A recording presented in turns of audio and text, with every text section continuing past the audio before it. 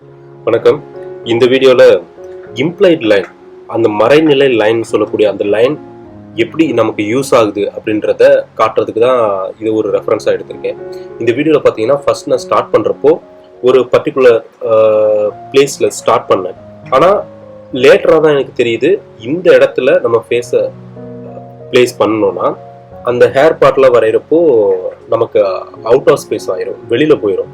So என்ன பண்ணுறேன், இந்த விஷயத்த இந்த சர்க்கிள் போடுறப்பே நான் ப்ரிடிக்ட் பண்ணிட்டேன். ஸோ நமக்கு இடத்த சேஞ்ச் பண்ணணும். அப்போ என்ன பண்ணுறேன்னா, அதே லைனை இப்போ நான் இந்த இடத்துல வேறு எதுவுமே யூஸ் பண்ணலை, அதாவது வேறு பேப்பர் மாற்றலை, வேறு எரேசர் யூஸ் பண்ணலை. ஜஸ்ட் நம்ம இம்ப்ளைட் லைன் இருந்ததுனால நமக்கு டைம் மிச்சம், மெட்டீரியல் மிச்சம், எஃபோர்ட் மிச்சம். ஜஸ்ட் இன்னொரு லைன் மேக் பண்ணி அங்கேருந்து ஸ்டார்ட் பண்ணுறேங்க. இதே மாதிரி அடுத்து இம்ப்ளைட் லைனில் இன்னொரு முக்கியமான விஷயம், உள்ளே பண்ணுற அந்த ஒவ்வொரு ஆப்ஜெக்ட்டுக்கான பிளேஸ்மெண்ட்டும் நிறைய மிஸ்டேக்ஸ் வந்தது. இந்த பிக்சர் பார்த்தீங்கன்னா நான் மதன் கௌரி தான் மாடலாக வச்சு பண்ணியிருக்கேன். இதில்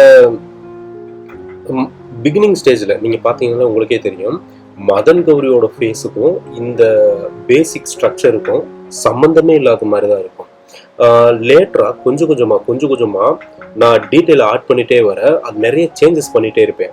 குறிப்பாக சொல்லணும்னா, அந்த இடது பக்கம் அந்த பிக்சரில் வலது பக்கம், அவருக்கு வலது பக்கம் இருக்கிற கண்ணுக்கும் ஐப்ரோவுக்கும் இருக்கிற டிஸ்டன்ஸ் பார்த்தீங்கன்னா அது நல்லா நோட் பண்ணி பாருங்கள். கண்ணுக்கும் ஐப்ரோவுக்கும் முன்னாடி நான் பண்ண டிஸ்டன்ஸுக்கும் ஃபைனலாக டீட்டெயில் பண்ணுறப்போ எவ்வளோ டிஸ்டன்ஸ் விட்டுருப்பேன். இந்த சேஞ்சஸ்லாம் எதனால் நம்மளால் ஈஸியாக பண்ணிக்க முடியுது அப்படின்னா, இந்த இம்ப்ளைட் லைன் வச்சதுனால தாங்க. அதாவது இன்விசிபிளாக நம்ம ஒரு லைனை கிரியேட் பண்ணி அதை ஸ்ட்ரக்சராக வச்சு மற்ற டீட்டெயிலாம் பண்ணுறதுனால நமக்கு அந்த இன்விசிபிள் லைன் ஃபைனலாக விசிபிளாக ஆகாது. கான்டோர் லைன், அப்புறம் லைட்டு, ஷேடோ, டெக்ஸ்சர், இது மட்டும்தான் ஃபைனலாக விசிபிள் ஆகும். ஸோ அந்த லைட்டு, ஷேடோ, டெக்ஸ்சர் இதுக்கெல்லாம் டார்க் லைன்ஸ் யூஸ் பண்ணிக்கலாம். நீங்கள் பிகினிங்கில் பண்ணுற இந்த பேசிக் ஸ்ட்ரக்சருக்கு இம்ப்ளைட் லைன் பண்ணுறது ரொம்ப நல்லது. இந்த ரெஃபரன்ஸ், இந்த வீடியோ ஃபுல்லாக பாருங்கள். அதே மாதிரி இந்த வீடியோவில் ஒரே பிக்சரை 3 வாட்டி டாப் டு பாட்டம் கவர் பண்ண வேண்டியது இருக்கும். ஃபார் எக்ஸாம்பிள் சொல்லணும்னா, அந்த ஸ்ட்ரக்சர் கிரியேட் பண்ணுறதுக்கு ஒரு வாட்டி டாப் டு பாட்டம் மெஷர்மெண்ட்லாம் மேக் பண்ணி ஒவ்வொரு ஆப்ஜெக்ட்டுக்கும் பிளேஸ்மெண்ட் ஃபிக்ஸ் பண்ணுவோம். செகண்ட் வந்துட்டு அதவே கொஞ்சம் லைன் டிராயிங்காக பண்ணுவோம்.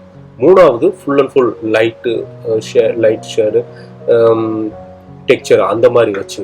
ஸோ ஒரே பிக்சரை 3 கோட்டிங் பண்ணுற மாதிரி ரிப்பீட்டடாக பண்ண வேண்டியது இருக்கும். இந்த 3 டீட்டெயில் ஆட் பண்ணாதான் நமக்கு ஃபைனல் கிளியரான பிக்சர் கிடைக்கும். நான் சொல்லியிருக்கிற டீட்டெயிலாம் எப்படி அப்ளை பண்ணியிருக்கின்றதை நீங்கள் இன்னொரு வாட்டி ரிவைண்ட் பண்ணி பார்த்தீங்கன்னாலே உங்களுக்கு தெரியும். அடுத்த வீடியோவில் மேலும் பல டிப்ஸோடு நான் எக்ஸ்பிளைன் பண்ணுறேன். தேங்க்யூ.